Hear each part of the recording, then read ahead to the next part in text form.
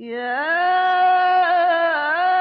أيها الرسول بلغ ما أنزل إليك من ربك وإن لم تفعل فما بلغت رسالته.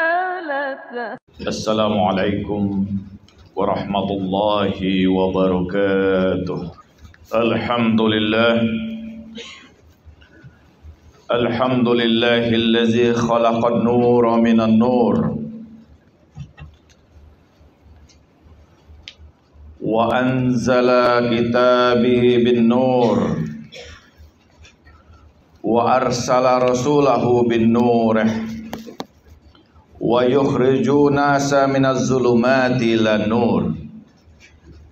أشهد أن لا إله إلا الله وحده لا شريك له وأشهد أن محمدا عبده ورسوله لا نبي بعده. اللهم صل وسلم وبارك على محمد وآل محمد كما صليت وترحمت على إبراهيم وآل إبراهيم إنك حميد مجيد. فيا عباد الله اتقوا الله حق تقاته ولا تموتن إلا وأنتم مسلمون. Hadirin sidang Jumat yang dimuliakan Allah, kita berusaha untuk terus meningkatkan kualitas ketakwaan kita di hadapan Allah Subhanahu wa Ta'ala. Apa yang ada di dunia ini bersifat sementara.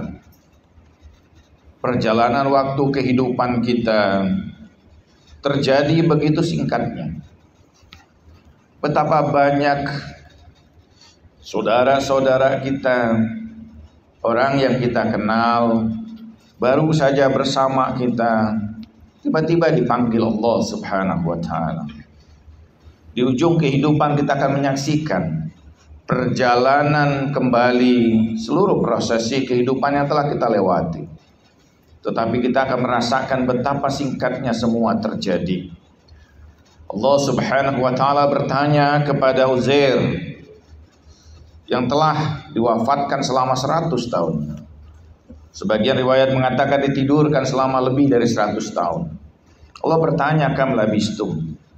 Labistu yauman aw ba'da yaum. Berapa lama kamu melintasi waktu? Uzair berkata, 1 atau kurang dari setengah hari. Begitulah perjalanan waktu kita, begitu singkat. Dalam perjalanan yang singkat dalam kehidupan dunia ini, kita harus menyadari apa tujuan dan orientasi kehidupan kita. Allah Subhanahu wa Ta'ala telah membekali kita di dalam diri setiap kita. Di dalam Al-Quran Allah Subhanahu wa Ta'ala menyebutkan, Fitratullah allati fataran nasa 'alaiha la tabdila li khalqillah zalika dinul qayyimah. Fitrah Allah tetapkan pada fitrah manusia. Itulah agama yang kokoh, agama yang lurus yang tidak berubah-ubah. Dalam diri manusia ada satu unsur yang Allah berikan pada semua manusia. Tidak peduli apapun agamanya, apapun suku bangsanya, di zaman apa dia hadir, ataukah dia memiliki pendidikan atau tidak. Unsur itu ada pada semua kita yang Allah istilahkan dengan fitrah. Fitrah sebagian memaknai sebagai kesucian. Fitrah juga atau fatir berarti ciptaan. Dan ulama memaknai bahwa fitrah itu tidak lain unsur yang ada pada diri manusia yang membimbing manusia untuk dapat sampai kepada Allah Subhanahu wa Ta'ala. Salah satu di antara elemen yang ada pada fitrah kita adalah dorongan untuk sampai pada kesempurnaan. Kesempurnaan atau sesuatu yang kita sebut sempurna berarti dia tidak terbatas. Semakin tidak terbatas sesuatu, semakin sempurna. Ada orang yang menerjemahkan kesempurnaan dengan keindahan dan ketampanan, sehingga dia berusaha untuk menampilkan diri penuh dengan beragam keindahan atau ketampanan, sehingga dia merasa bangga dan bahagia ketika ada orang yang menyanjung tentang keindahan dirinya dan ketampanannya. Ada orang yang melihat kesempurnaan pada posisi atau jabatan di dunia ini. Karena itu dirinya tidak henti-henti berusaha untuk mencapai jabatan yang tinggi dan lebih tinggi lagi. Karena dia melihat pada jabatan atau posisi itu ada kesempurnaan. Ada sebuah kebanggaan dalam kehidupannya. Dia akan merasa puas ketika apa yang dia inginkan terwujud. Tetapi orang seperti ini, ketika dia melihat ada orang lain yang lebih tinggi darinya, dia akan berusaha untuk merebutnya. Karena dia melihat ada yang lebih sempurna dari dirinya. Ada orang yang melihat kesempurnaan itu pada kekayaan, sehingga kehidupannya dipenuhi dengan usaha untuk menambah dan menumpuk kekayaannya. Dia tidak akan pernah puas. Jangan pernah berpikir bahwa orang yang kaya itu dia akan menjadi lebih dermawan. Dia akan merasa puas. Al-Quran mengatakan alhaakumut takatsur hatta zurtumul maqabir. Celakalah kamu karena kamu bermegah-megahan sampai kamu menjumpai apa yang ada di kubur. Rasulullah Shallallahu Alaihi Wasallam bersabda, "Abda'ud dunya kasyaribu ma'il bahr." Pecinta dunia, anak-anak dunia ini, dia tidak akan pernah merasakan kepuasan seperti orang yang meminum air lautan. Semakin diminum, semakin dahaga dirinya. Tetapi bahwa dorongan kita ingin sempurna adalah dorongan pada hakikatnya fitrah, yang mengantarkan kita bahwa puncak dari kesempurnaan segala sesuatu itu tidak lain pada Allah Subhanahu wa Ta'ala. Sekiranya kita menyadari puncak dari segala kesempurnaan yang maha sempurna tidak lain adalah Allah Subhanahu wa Ta'ala, maka semakin dekat kita dengan Allah, semakin sempurnalah diri kita. Ada perbedaan mendasar. Kesempurnaan yang bersifat material adalah kesempurnaan yang bersifat relatif. Kesempurnaan yang justru menghancurkan ruhaniyah kita, mengikat kita. Dalam kitab Ahwalul Qiyamah, As-Samarkandi menjelaskan sakratul maut adalah keadaan yang paling sulit dalam kehidupan manusia. Tetapi ada orang yang melewati kesulitan itu dengan keindahan, dengan kecintaan. Karena Nun, ketika dia berada dalam ujung usianya, Allah menampilkan keindahan tempat yang akan dikunjunginya, sehingga ruhnya ingin segera datang ke tempat itu. Bahkan dia tidak sabar untuk berpindah dari alam ini, walaupun menempuh beragam kesulitan, dia akan berusaha untuk sampai ke tempat tersebut. Tetapi para pecinta dunia, Samarkandi menjelaskan, ketika hatinya dipenuhi dengan kecintaan dunia, maka kecintaan dunia itu mengikat hatinya. Dia menoleh ke sebelah kiri, dia dapati beragam hal yang telah dia tumpuk dalam kehidupan di dunianya, yang begitu luar biasa memikat hatinya. Sementara ketika dia menoleh ke kanan, dia menyaksikan tempat yang begitu menakutkannya, sehingga begitu berat dia meninggalkan apapun yang selama ini sudah dia kumpulkan di dunia ini. Ini perbedaan yang sangat jelas, menunjukkan bahwa hati seseorang ketika semakin berusaha untuk mendekati Allah, maka Allah akan memberikan banyak kebaikan, keindahan pada dirinya. puncak kesempurnaan yang hakiki, puncak kesempurnaan yang terus-menerus akan memberikan kebaikan bagi kualitas diri manusia, tidak lain adalah Allah Subhanahu wa Ta'ala. Karena itu dalam Al-Quran yang kita baca sebagai iftitah di awal sholat kita berkata, inna sholati wa nusuki wa mayyahya wa mati lillahi rabbil alamin. Itu adalah orientasi kesempurnaan. Para filosof menggambarkan bahwa itu adalah harakatu at-takamuliyah, adalah perjalanan menuju kesempurnaan yang hakiki. Semakin hati kita orientasikan kepada Allah, semakin kita berusaha untuk mendekati Allah, maka semakin sempurna hakikat batin kita. Kualitas diri kita akan meningkat. Para filosof membagi manusia ini ke dalam beberapa tingkatan. Yang pertama ada insan basyari, manusia biologis, manusia yang hidup di dunia ini, yang tidak lebih kemudian makan, membesar, bekerja, beranak pinak, dan kemudian mati kembali. Tidak ada sesuatu yang kemudian dia usahakan untuk lebih dari sekedar kehidupan material. Ini para filosof menyebutnya sebagai insan basyari, sebagai manusia yang biologis semata. Di atas insan basyari ini ada insan akli, manusia yang sudah mementingkan ilmu pengetahuan. Pengetahuan, ilmu, sesuatu yang memiliki nilai. Al-Quran mengatakan yarfa'illahil ladzina amanu minkum wal ladzina utul ilma darajat. Allah mengangkat derajat orang-orang yang beriman dan orang berilmu ke beberapa derajat. Dia melihat ilmu pengetahuan adalah sesuatu yang luar biasa, baik itu ilmu pengetahuan yang bersifat saintifik maupun ilmu pengetahuan yang lebih hakiki dari itu, yaitu ilmu agama. Semakin kita berusaha mencari ilmu, terutama ilmu agama, semakin berluas pemandangan kita, wawasan kita, pengetahuan kita, bahkan makrifat kita. Ini insan yang kedua, manusia yang lebih tinggi. Ada insan yang ketiga, yaitu insan malakuti, di mana nilai-nilai ilahiyah, nilai-nilai ruhania, kesenangan bukan hanya lagi kesenangan biologis dan material, tetapi kesenangannya adalah kesenangan yang bersifat ruhania. Kesenangan untuk bersama dengan Allah, untuk memberikan kebaikan, untuk melakukan ibadah, kesenangan untuk berzikir di hadapan Allah, membaca ayat-ayat Allah, bangun di tengah malam untuk merintih di hadapan Allah, itu merupakan sebuah kesenangan.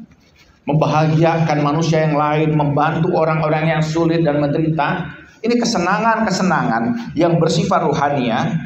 Dan semakin dia berusaha untuk mendekati Allah, semakin nikmat terjadi pada dirinya. Manusia yang seperti ini, kata para filosof, disebut sebagai insan malakuti, bahwa dia sudah lebih sempurna dari tingkatan manusia yang lain. Dan pada tingkat yang keempat disebut insan ilahi, manusia yang sudah merupakan manifestasi dari hakikat ilahiyah. Mereka lah para nabi, mereka lah para wali-wali Allah, mereka lah orang-orang yang suci, orang-orang yang saleh. Dan mereka diuji Allah dengan ujian yang begitu luar biasa. Sebagaimana Allah Subhanahu wa Ta'ala berfirman di dalam Al-Quran pada surah Al-Baqarah ayat 218. Am hasibtum an tadkhulul jannah walam ya'tikum mathalul ladzina khalau min qablikum masahumud ba'sa'i wad-dharra wa zulzilu hatta yaqulu rasul wal ladzina amanu ma'ahu mata nasrullah ala inna nasrullaha qarib. Apakah kalian mengira bahwa kalian itu akan masuk ke dalam surga sebelum kalian diuji seperti orang-orang sebelum kalian yang ditimpakan beragam kesulitan dan derita dan diguncangkan kehidupan mereka, sampai Rasul berkata dan orang-orang yang beriman bersamanya, kapan datang pertolongan Allah? Sesungguhnya pertolongan Allah itu sangat dekat. Dalam hadis faqala Rasulullah sallallahu alaihi wasallam asyadul bala'al al-anbiya tsumma auliya wal mu'minun was salihun tsumma aula fal aula. Allah menimpakan beragam kesulitan, dan kesulitan yang paling berat Allah timpakan kepada para nabi. Kemudian setelahnya Allah timpakan pada para kekasihnya. Allah timpakan pada orang-orang yang beriman. Allah timpakan kemudian pada orang-orang yang soleh. Demikian derajat berikutnya.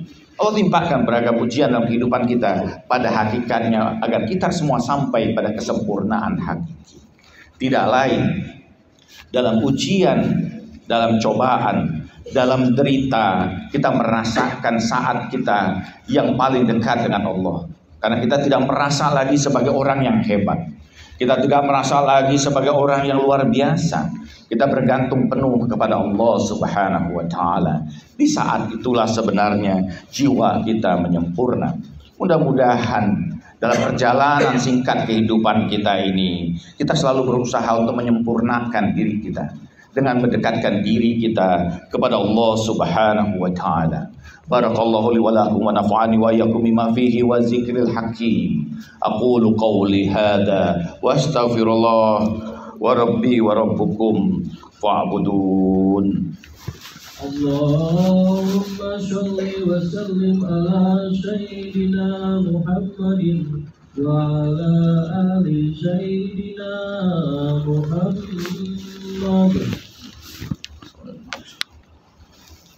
Alhamdulillah Rabbil Alamin. Wassalatu wassalamu ala ashrafil anbiya wal mursalin Habibi ilahil alamin Nabil Qasim Muhammad. Allahumma salli wa sallim wa barik ala Muhammadin wa ali Muhammad kama sallaita wa tarhamta ala Ibrahim wa ali Ibrahim innaka Hamidum Majid. Faqala ta'ala fi kitabihil azim, inna Allaha malaikatahu yusalluna 'alan nabi ya ayyuhalladzina amanu sallu 'alaihi wa sallimu taslima. Allahumma salli wa sallim wa barik ala Muhammadin wa ali Muhammad wa ala ashabihi wa barik wa sallim ajma'in al-muntajabin. Ibadallah, ittaqullah haqqa tuqatih wa la tamutunna illa wa antum muslimun. Marilah kita sejenak tengadahkan tangan kita di hadapan Allah. Allahumma ya Allah, kami mohon kepadamu, bimbinglah kami dalam kehidupan kami. Jauhkan kami dari beragam keburukan yang akan menghancurkan kehidupan kami. Ya Allah, terangkanlah jalan kami, kuatkanlah diri kami, teguhkan keimanan kami, sehingga kami tidak tergoyahkan dengan beragam ujian yang akan menghancurkan kehidupan akhirat kami. Lindungilah kami ya Allah, bantulah kami dalam beribadah kepadamu, dalam berbuat kebaikan kepada hamba-hambamu. Allahumma ya Allah, lindungilah kami semua ya Allah. Lindungilah orang tua kami ya Allah. Tinggikan derajat mereka ya Allah atas kasih sayang mereka kepada kami, atas upaya mereka memperkenalkan kami dengan agama mulia-Mu ya Allah, dengan Nabi-Mu yang agung, dengan Zat-Mu yang maha mulia ya Allah. Allahumma ya Allah, orang tua kami lah yang mengajarkan kami Al-Quran ketika kami tidak memahaminya ya Allah. Allahumma ya Allah, muliakan mereka. Seandainya mereka berada di kubur saat ini ya Allah, jadikan kubur mereka taman di antara taman surga-Mu ya Allah. Jangan lalaikan hati kami untuk selalu menyebut nama kedua orang tua kami dan doa-doa kami. Allahumma ya Allah, ampuni dosa dan kesalahan kami, maafkan kekeliruan kami. Ya Allah, bimbinglah kami untuk selalu dalam jalan syariat-Mu. Ya Allah, lindungilah pasangan kami, anak keturunan kami. Jadikan mereka qurratu ayun pada saat usia tua kami. Allahumma ya Allah, berkahilah rumah tangga kami, luaskan rezeki kami, mudahkan rezeki halal bagi kami ya Allah. Allahumma ya Allah, di antara kami ada yang sakit, sembuhkanlah ya Allah, berikanlah kebaikan baginya. Di antara kami ada yang kesulitan, lapangkanlah ya Allah.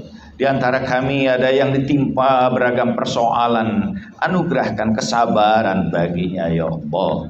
Allahumma ya Allah, berikan kebaikan untuk kami dapat menunaikan ibadah haji ya Allah, atau melaksanakan umroh pada tahun ini dan pada tahun dari sisa-sisa usia kami.